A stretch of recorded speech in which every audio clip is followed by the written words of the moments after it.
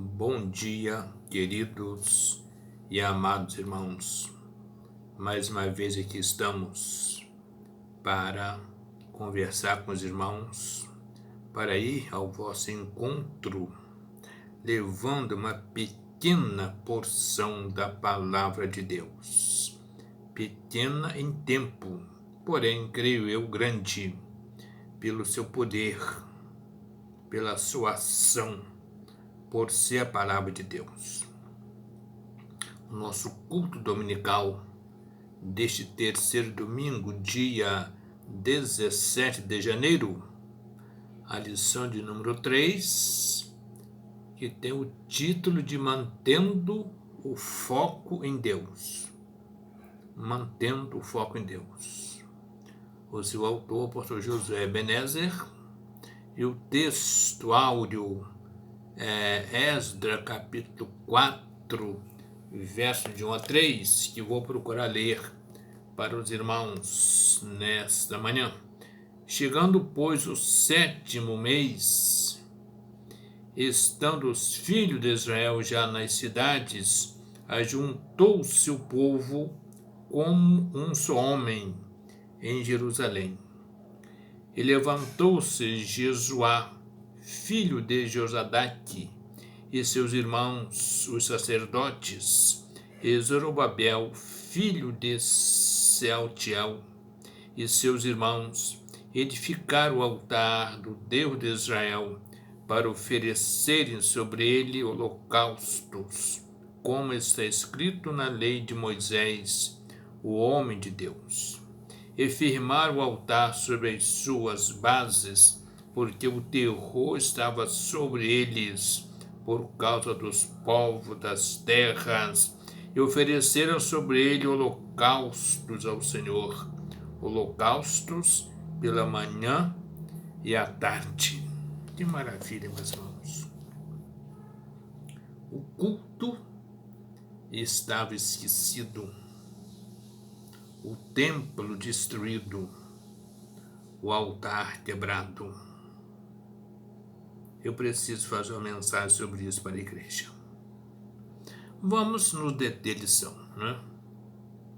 A introdução que nós fizemos diz assim: essa lição retrata uma questão entre samaritanos e judeus, quando os samaritanos, que eram meio-irmãos dos judeus, e por conta disso não foram levados escravos, visto sua adoração ser outra, mas queriam manter o poder e o servir juntamente com eles na reconstrução dos muros e do templo. Também está presente no comentário da lição aqueles reis, aqueles monarcas que não tinham nada a ver com o povo de Deus, mas que foram usados por Deus para incentivar o povo a voltar para Jerusalém. Esse é o foco que o autor está destacando aqui, né? Então vamos à lição, ou ao tópico de número 1 da nossa lição, que diz assim: ser, mas não pertencer, né? Ser, mas não pertencer.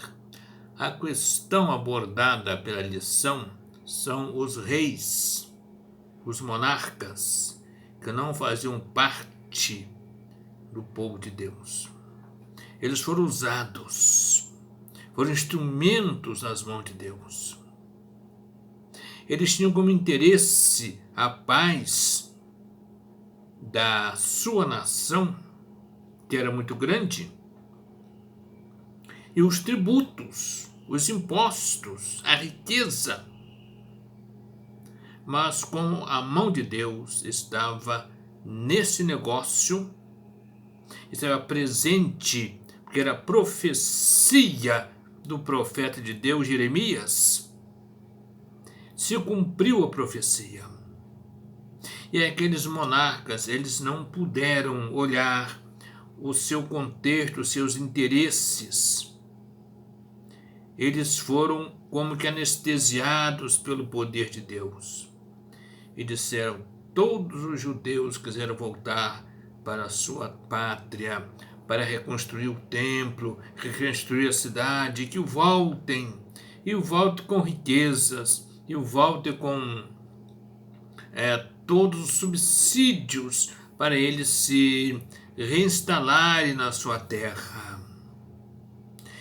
E os povos que ali estavam, que não eram judeus, eles foram generosos com os judeus. Eles deram ofertas, deram prata, deram ouro, deram ovelhas.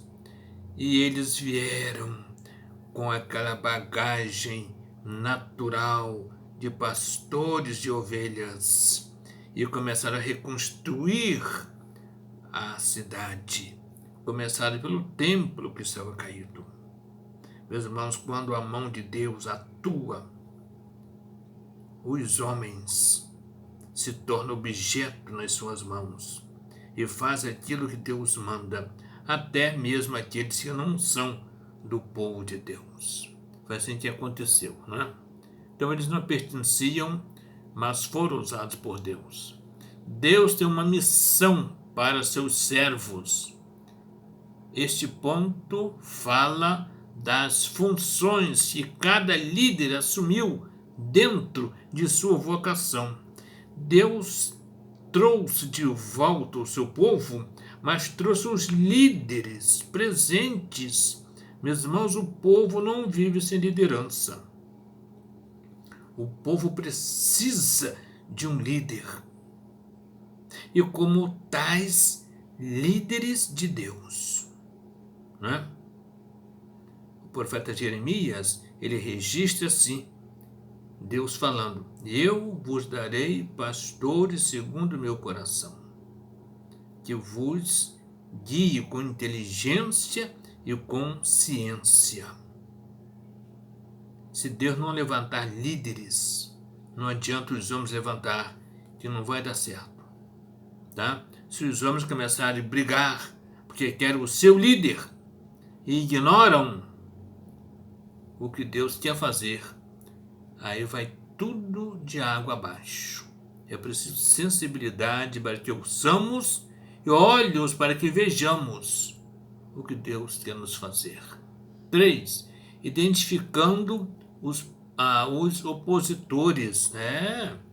Erne e Neemias encontraram opositores. Não queriam que os muros fossem levantados. Não queriam que as coisas dessem certas, né? Deixa como está. Quanto pior, melhor. Para os opositores, para os que não têm visão de Deus. Deixa a igreja desse jeito que está muito boa, né? É que isso é nós que mandamos, acontece só o que nós queremos, né? Não tem mais ninguém aqui para cantar que nós não queremos ouvir, para tocar que nós não queremos ouvir. Deixa assim mesmo, está muito bom. Está de bom tamanho. Ah, meus irmãos, isso é muito perigoso quando a igreja cai nesse extremo, né? Nessa coisa terrível, nesse vale de ossos secos. E último, fazendo a opção de manter o foco. Manter o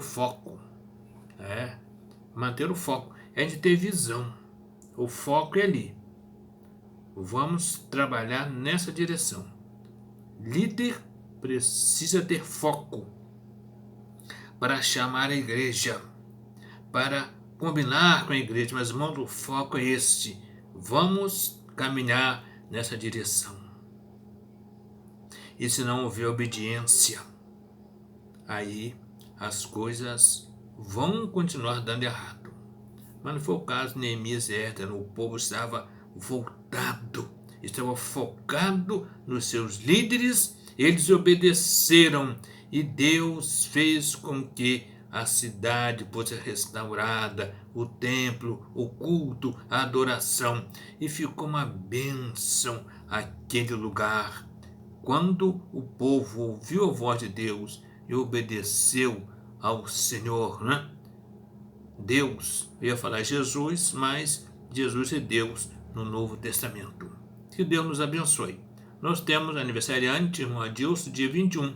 Adilson Espíndola, né? De Oliveira. Parabéns, irmão Adilson. Que Deus lhe acrescente ano de vida e saúde. Oremos pelos nossos irmãos, os irmãos enfermos, a vida da igreja. E nós vamos orar agora.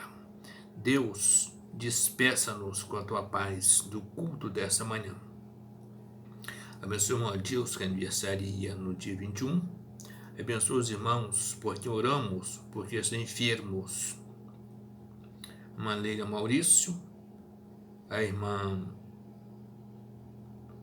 Márcia, que está se recuperando, Márcia Barros. Esperamos em breve ela estar conosco. E nós te pedimos que abençoe demais irmãos da tua igreja, demais filhos teus, por quem temos orados.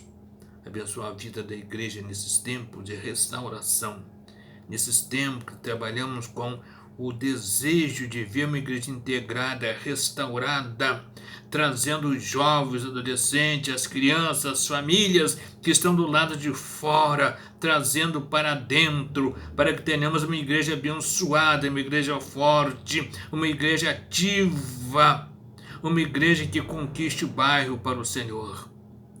Nós oramos agradecidos no nome de Jesus. Amém. Queridos irmãos, bom dia. Eu voltarei à noite com mais uma palavra de Deus para o nosso coração.